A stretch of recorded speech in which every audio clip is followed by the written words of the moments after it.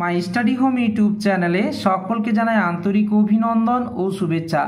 তো আজকের যে গুরুত্বপূর্ণ বিষয় যে প্রতিবেদনটি রক্তদান, তো রক্তদান শিবির বিষয়ে আজকের এই গুরুত্বপূর্ণ প্রতিবেদন। তার আগে তোমাদেরকে বলবো, যারা এখনও খাতা কলম পাশে নিয়ে বসোনি তোমরা অবশ্যই খাতা কলম পাশে নিয়ে বসবে। এছাড়াও ভিডিওটি টেনে টেনে দেখবে না, যদি ভিডিওটি টেনে টেনে দেখো তাহলে তোমাদেরকে কিছুই বোঝাতে পারবো না, আর তোমরা বুঝতেও পারবে না। এছাড়াও প্রতিবেদন কিভাবে লিখবে, যেভাবে প্রতিবেদন লিখতে গেলে তোমরা সম্পূর্ণ ফুল মার্কস পেয়ে যাবে 5-এ 5। তো তোমরা জানো যে প্রতিবেদন লিখতে গেলে 150টি শব্দের মধ্যে লিখতে হবে। তাহলে আর বেশি দেরি না করে দেখা যাক। তাই প্রতিবেদন লিখতে হলে প্রথমত একটা শিরোনাম লিখতে হবে, যেমন রক্তদান শিবির বা রক্তদান জীবনদান, এটি হলো একটি শিরোনাম। তোমরা অন্য নামও দিতে পারো। দ্বিতীয়ত, যে স্থানে রক্তদান হচ্ছে সেই স্থানের নাম অবশ্যই লিখবে, যেমন আমরা কালনা লিখেছি বর্ধমান। যে তারিখে রক্তদান হবে বা রক্তদান শিবিরটি হচ্ছে সেই তারিখটি অবশ্যই উল্লেখ করে লিখবে। উত্তরটি অবশ্যই মনোযোগ সহকারে দেখো। নিজস্ব সংবাদদাতা কালনা বর্ধমান 15ই জুলাই 2024। তো আমরা বলেছিলাম যে হেডলাইনটি লিখেছি রক্তদান জীবনদান, তারপরে নিজস্ব সংবাদদাতা লিখবে কালনা বর্ধমান, এবারে 15ই জুলাই 2024। তোমরা তারিখটি পাল্টে দিতে পারো। দিন দিন থ্যালাসেমিয়া আক্রান্তের সংখ্যা বাড়ছে, সাথে সাথে ব্লাড ব্যাংকের বিভিন্ন গ্রুপের রক্তের সমস্যা বেড়েই চলছে, যার ফলে রক্তের জন্য নাজেহাল থ্যালাসেমিয়া আক্রান্তের। এখানে আক্রান্তের লিখবে, দেখো এখানে কি লিখবে, আক্রান্তের পরিবার পরিজনেরা সেই রক্তের সমস্যা মেটাতে এগিয়ে এলো বিএসভিবি বিদ্যাপীঠের ছাত্রছাত্রী থেকে শুরু করে শিক্ষক শিক্ষিকা মহাশয়রাও। যদিও বিদ্যাপীঠের ছাত্রছাত্রীদের আহ্বানে সাড়া দিয়েছিল বেশ কয়েকটি বিদ্যাপীঠের দ্বাদশ শ্রেণীর ছাত্রছাত্রীবৃন্দ।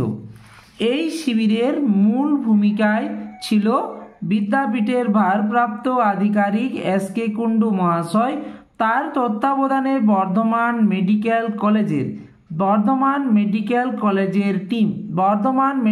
কলেজের টিম এর সহায়তায় ছাত্রছাত্রী থেকে শুরু করে একের পর এক শিক্ষক শিক্ষিকা মহাশয়রা রক্তদানের জন্য নির্দ্বিধায় এগিয়ে আসেন। এই রক্তদান শিবির ছিল একেবারে যেন চাঁদের হাট। এছাড়াও নৃত্য নাটকের মাধ্যমে তুলে ধরা হয় রক্তদানের মহৎ উদ্দেশ্য এবং উপকারিতা। এই রক্তদান শিবিরের উপস্থিত ছিলেন খোদ বর্ধমান মেডিকেল কলেজের প্রফেসর অতসী গুহ। এই শিবিরে উপস্থিত হতে পেরে আজ তিনি নিজে গর্বিত, সাথে সাথে সকল ছাত্রছাত্রী থেকে শুরু করে শিক্ষক শিক্ষিকা মহাশয়দের ধন্যবাদ জানিয়েছেন। এতে গ্রামবাসীরা 8 থেকে 80 বিদ্যালয়ের ছাত্রছাত্রীদের প্রশংসায় পঞ্চমুখ।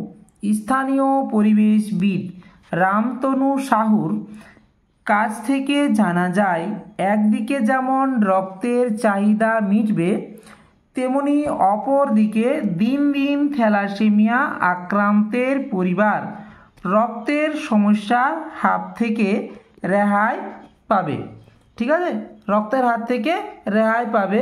তাই তিনি সমাজের তরুণীদের রক্তদানের মাধ্যমে একটি জীবন বাঁচানোর আহ্বান জানিয়েছেন। তো আশা করি ছাত্রছাত্রী ভাই বোনেরা এই প্রতিবেদনটি তোমরা হাতে পেয়ে অনেক উপকৃত হবে। তাই তোমাদের বলবো যে ভিডিওটি সকল বন্ধুর মধ্যে শেয়ার করে দাও, যাতে সকলেই এই প্রতিবেদনটি দেখে নিজের মতো করে প্রতিবেদন আবার লিখতে পারে। এছাড়াও তোমাদের বাংলা বিষয়ে কীরূপ অসুবিধা রয়েছে তা অবশ্যই তোমরা কমেন্ট বক্সে কমেন্ট করবে। আমাদের পাশে থাকতে অবশ্যই চ্যানেলটি লাইক ও সাবস্ক্রাইব করে পাশে থেকেও আর নোটিফিকেশান বেলটি অন করে দেবে, তাহলে যখন নিত্য নতুন ভিডিও আপলোড করব তখন সঙ্গে সঙ্গে তোমাদের কাছে পৌঁছে যাবে। সকলেই সুস্থ থেকো, ভালো থেকো।